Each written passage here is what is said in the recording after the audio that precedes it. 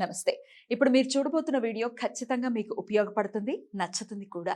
మరి మీకు నచ్చిన విషయం నాకు తెలియాలి అంటే ఈ వీడియోని మీరు లైక్ చేయాలి, షేర్ చేయాలి, అలాగే మన ఛానల్‌ని సబ్స్క్రైబ్ చేయాలి. మీ సపోర్ట్‌ని నాకు అందిస్తారు కదూ! ఓకే. ఇప్పుడు వీడియోని స్టార్ట్ చేద్దాం. నమస్తే. Welcome to our channel. నేను పద్మిని. ప్రస్తుతంతో పాటు ప్రముఖ ఆధ్యాత్మికవేత్త, జ్యోతిష పండితులు, అమ్మవారి సేవకులు, దత్త గణపతి ఉపాసకులు మురళీధర శర్మ గారు మనతో పాటు ఉన్నారు. మాట్లాడండి. నమస్కారం అండి. మహాదేవ శ్రీమాత. మురళి గారు 29వ తారీఖు సోమవారం సంకష్టహార చతుర్థి రాబోతోంది. ప్రతి మాసం కూడా బహుళపక్ష చవితిని సంకష్టహార చతుర్థిగా అందరూ జరుపుకుంటూ ఉంటారు. మీరు కూడా వల్లభ వినాయక స్వామి ఆయన ఆ గుళ్ళోనే మీరు ప్రధాన అర్చకులు. చాలా విశేషంగా గుళ్ళో కూడా జరుగుతూ ఉంటుంది కదండి సంకష్టహారం. మరి ఈసారి వచ్చేటటువంటి సంకష్టహార చతుర్థి లంబోదర సంకష్టహార చతుర్థిగా జరుపుకునేటటువంటి తిథి. మరి ఆ రోజే మొదలు పెట్టుకోవాలి సంకష్టహారం అనుకుంటే స్టార్ట్ చేయొచ్చా? అసలు ఎలా చేసుకోవాలి? సింపుల్ గా అంటే మాకు తెలియదండి, ఫర్ ది ఫస్ట్ టైం వింటున్నాము అనుకునే వాళ్ళకు కూడా అర్థమయ్యే విధంగా ఒక్కసారి చెప్పండి, ఈ సంకష్టహార చతుర్థిని ఎలా చేసుకోవాలి? వాస్తవానికి కూడా ఆ యొక్క పేరులోనే సంకటహార చతుర్థి అనేటువంటి నామంలోనే మనకు కష్టాల నుండి బయటపడేసేటువంటి స్వామిగా చెప్పుకోవడం జరుగుతున్నది. ఎంతో మందికి కూడా అయితే ఇక్కడ 11 మాసాలు ఖచ్చితంగా ఉండాలి. కంటిన్యూస్ గా చేయాలా? ఖచ్చితంగా 11 మాసాలు ఉండాలి. 11 నెలలు. అటు పిమ్మట ఉద్వాసనము అనేటువంటిది గణపతికి సంబంధించినటువంటిది ఒకటి వెండి ప్రతిమ, అదే విధంగా 995 ధోతి స్వామికి సమర్పించేటువంటివి, అదే దాంతో పాటుగా సాహిత్య దానం, ఇవన్నీ ఇచ్చుకొని 11వ నెల తర్వాత ఉద్యాపనం చేసుకునేటువంటి పరిస్థితి. మరి ముందు ఫాస్టింగ్ మేము మొదలు పెట్టాలి అని అనుకునేటువంటి వారు ఖచ్చితంగా కూడా మనకు శాస్త్రంలో శ్రావణ మాసంలోనే మొదలు పెట్టాలని చెప్పడం జరుగుతూ ఉన్నది. కానీ సంకటహార చతుర్దశి మంగళవారం కానీ బుధవారం కానీ, మంగళవారం వస్తే అంగారక చతుర్దశి అనేటువంటి విషయం చెప్పుకోవడం జరుగుతున్నది. బుధవారం నాడు వచ్చినట్టయితే మొదలు పెట్టుకోవచ్చును అని కూడా చెప్పుకోవడం జరుగుతున్నది. కానీ ఎంతైనా కూడా శ్రావణ మాసంలోనే సంకటహార చతుర్థి వ్రతాన్ని ప్రారంభంగా చేసుకోవాలని చెప్పి. కానీ మరి ఇప్పుడు మొదలు పెట్టుకోకూడదా? అదే తల్లి, చేసుకోవచ్చా? పోనీ ఖచ్చితంగా చేసుకోవచ్చును. విశేషము అని చెప్పి ఇప్పుడు సత్యనారాయణ స్వామి వ్రతము ఏకాదశి రోజు కానీ, దశమి రోజు కానీ, లేదా రవి సంక్రమణం రోజు కానీ, పౌర్ణమి రోజు కానీ చేసుకోవడం జరుగుతున్నది.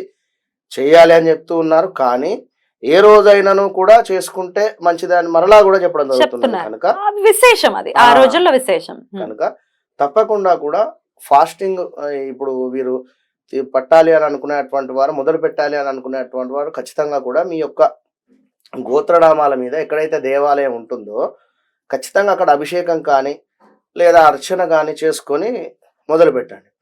ఉదయం నుండి సాయంకాలం దాకా కూడా ఖచ్చితంగా కూడా ఇందాక చాలా వీడియోలో కూడా చెప్పుకోవడం జరిగింది, ఉడకబెట్టినటువంటి దుంపలు కానీ ఏవైనా ద్రవ పదార్థాలు తీసుకుంటే మంచిది అని చెప్పడం జరుగుతూ ఉన్నది. సాయంకాలం చంద్రోదయం అయిన తర్వాత, చంద్రుని దర్శించుకున్న తర్వాత కుదిరితే అక్షింతలను అర్ఘ్యం విడిచిపెట్టేసి స్వామివారికి. ఇక్కడ విశేషంగా ఏమిటి అంటే ఇంట్లో కూడా కలశ స్థాపనలు పెట్టుకునేటువంటి వారు చాలా మంది ఉన్నారు. సంకట చతుర్దశి వ్రతం రూపకంగా కూడా చేసుకునేటువంటి వారు ఉన్నారు. 11 నెలలు కూడా కలశ స్థాపన, అందులో బియ్యము, దాని మీద పూర్ణ కలశము, అదే కొబ్బరికాయ ఉండేటువంటిది, కొబ్బరి పీచుతో ఉండేటువంటిది. ఇవి చక్కగా కూడా కుదిరితే నవగ్రహాలు అవసరం లేదు. ఎందుకంటే ఇంట్లో కేవలం స్వామివారికి సంబంధించినటువంటి కలశ స్థాపన, ఫోటో. అంటే మా అందుబాటులో దేవాలయం లేదు, మేము దేవాలయానికి వెళ్ళేటువంటి పరిస్థితిలో లేము అని అనుకునేటువంటి వారు, మేము వెళ్ళలేము అని అనుకునేటువంటి వారు ఇంట్లో చేసుకోవాలనుకుంటే ఈ విధంగా కలశ స్థాపన చేసుకొని చక్కగా కూడా ఒక దీపారాధన చేసుకొని స్వామివారికి ఎంతో కూడా విశేషంగా ఇష్టమైనటువంటివి గరక కనుక 21 దుర్వ గణపతి యొక్క 21 మనకు నామాలు చెప్పుకుంటూ కూడా ఒక్కొక్క నామంతో కూడా స్వామివారికి ఆ యొక్క గరకను సమర్పించేసి, ఎరుపు రంగు పుష్పాలంటే స్వామివారికి ఎంతో కూడా విశేషం కనుక ఎరుపు రంగు గులాబీ మాలను చక్కగా కూడా స్వామివారికి సమర్పించండి. లేదు అనుకున్నట్టయితే ఎరుపు రంగు గులాబీ పువ్వులను స్వామివారికి సమర్పించండి. రైట్. అయితే ఉదయం మొత్తం కూడా ఈ విధంగా చేసుకున్న తర్వాత నైవేద్యం అరటి పండ్లు కావచ్చు, లేదా ఏదైనా అరటికులు బెల్లమైనా కూడా స్వామివారికి నివేదన చేసిన తర్వాత సాయంకాలము దగ్గరలో ఉండేటువంటి దేవాలయం వెళ్ళి ఒకసారి దర్శనం చేసుకొని అర్చన కానీ చేసుకొని వచ్చిన తర్వాత మరలా సాయంకాలము ప్రదోష కాలంలో మనకు సూర్యుడు అస్తమించేటువంటి సమయంలో మరలా ఒకసారి దీపారాధన చేసుకొని చక్కగా కూడా స్వామివారికి సంబంధించినటువంటి నామాలు మరలా 21. లేదు కుదిరితే సుముఖచ్చైకదంతచ్చతో మొదలవుతుంది. సుముఖచ్చైకదంతచ్చ కపిలోగజకరణిక లంబోదరచ్చ వికటో విఘ్నరాజో ఘనాధిప ధూమ్రకేతుర్ గణాధ్యక్షో బాలచంద్రో గజానన వక్రతుండ శూర్పకర్ణో హేరంబ స్కందపూర్వజ. ఇది చదువుకొని కేవలము ఫలశ్రుతి ఉంటుంది. షోడశైతాని నామాని యఃపటే చునియాదపే విద్యారంభే వివాహే చ ప్రవేశే నిర్గమే తథా సంగ్రామే సర్వకార్యేషు విఘ్నస్తస్య న జాయతే. ఇట్లాంటి ఇది విఘ్నాలు ఉన్నా కూడా తొలగించేటటువంటి స్వామి. ఆ.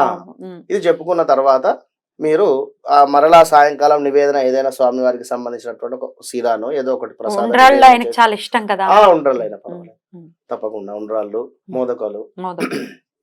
ఇవి నివేదన చేసుకొని 7:30 తర్వాత మనకు ఏదైతే ఉందో ఆ యొక్క కలశాన్ని కదిలించేయండి. ఉమ్.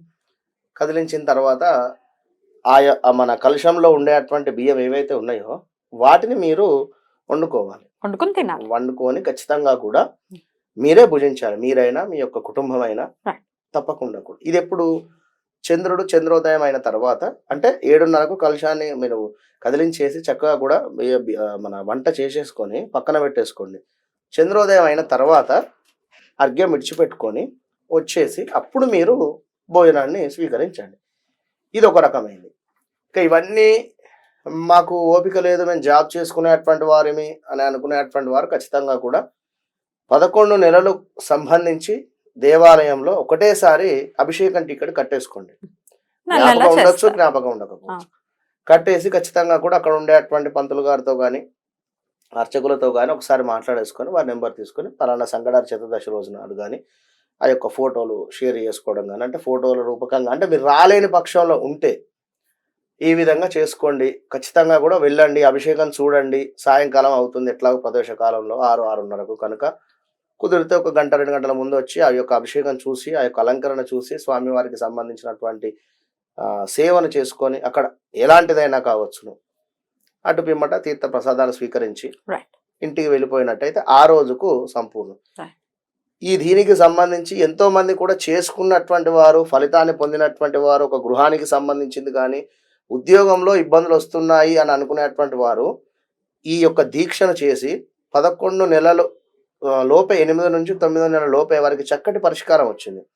అంటే ఉద్యోగంలో ఇబ్బందులు, మరి వేరే ఉద్యోగం మారాలి, ఎక్కడ ప్రయత్నం చేసినా కూడా రావడం వారికి ఈ విధంగా చెప్పినట్టయితే వారు పాపం ఎంతో నమ్మకంగా కూడా చేసుకున్నారు. రూపాయి ఖర్చు లేదు ఇందులో, చక్కగా కూడా చేసుకుంటారు. కుదిరితే మీ శక్తి డబ్బులు ఉన్నాయి అనుకుంటే స్వామి వారికి చక్కగా కూడా ధోతి రూపకంగా కానీ అలంకరణ రూపకంగా కానీ ఎట్లా వీలైతే అట్లా అక్కడ సేవ చేసుకోండి. లడ్డూలు తీసుకొని వెళ్ళండి. ఒక 50, 108, 54, 108 లడ్డూలు అక్కడ పంచండి అందరికి. రవ్వ లడ్డూలు కావచ్చును, మంచి ఫలితాలు ఇస్తాయి ఇవన్నీ. ఈ విధంగా కేవలం ప్రసాదము మూలకంగా చాలా దోషాలు పోతాయమ్మా. ఎందుకంటే ఇప్పుడు ఒక లడ్డు స్వీట్ మనం తింటే ఎంతో తృప్తినిస్తుంది. అదే విధంగా ఒక దద్దోజనం కావచ్చును, అదే విధంగా ఒక రవ్వ కేసరి కావచ్చును, అదే విధంగా ఒక రవ్వ లడ్డు కావచ్చును. ముట్టుకొని ఆశీర్వాదం తీసుకున్నాండి, మంచి ఫలితం. రైట్ అండి, చాలా బ్యూటిఫుల్ గా ఎక్స్ప్లెయిన్ చేశారు. థ్యాంక్ యూ సో మచ్ అండి. నమస్తే. మహాదేవ.